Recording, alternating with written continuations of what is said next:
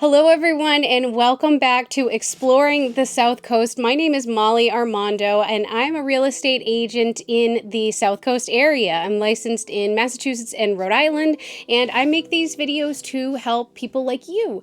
Whether you live here full-time, maybe you're just visiting for the day, or maybe you're even thinking about moving down to this amazing area. I like to make these videos to help you in any way that I possibly can. So today is a very much anticipated video. If you are from around here, I think you may be living under a rock if you haven't heard about the South Coast Rail Project. Well, ladies and gentlemen, the time has finally come and the train has arrived. This has been a project that we have been waiting for since the 90s. I was born in 1989, and I literally remember being a little kid and people were talking about the train, making all these jokes about how the train was never actually going to come to this area. Well, guys, it is finally here, and whether you are a daily commuter or maybe you just want to occasionally take the train up to Boston, it is a big deal, and I am really hopeful that it does change the area for the better. So I'm going to tell you exactly what this means for the South Coast now that the train has arrived. The question that I have been asked about is whether or not you have to pay for parking. Now, as of right now, parking in New Bedford and Fall River is free. I'm not sure if that's going to change anytime soon, but I think that they want to keep the prices lower because they want more people to take advantage of it. And so we will see what happens on that front with the parking. The other thing that is noteworthy is whether or not there is Wi-Fi on the train. Now, I don't know if the Wi-Fi quality has increased or has improved rather since I took the train. It was pretty bad when I took it.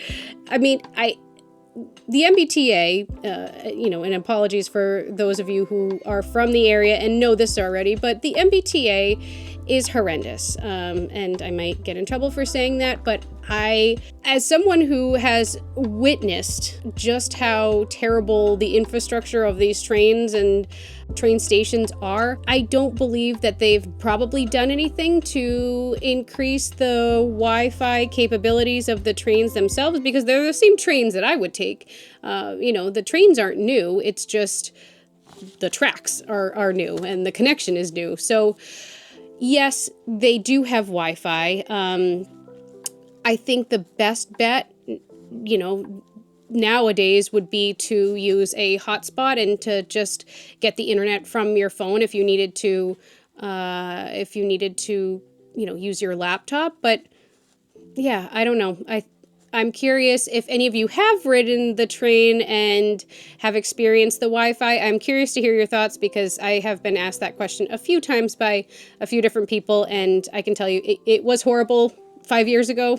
So what does this all really mean for the South Coast? I think everyone's opinions vary.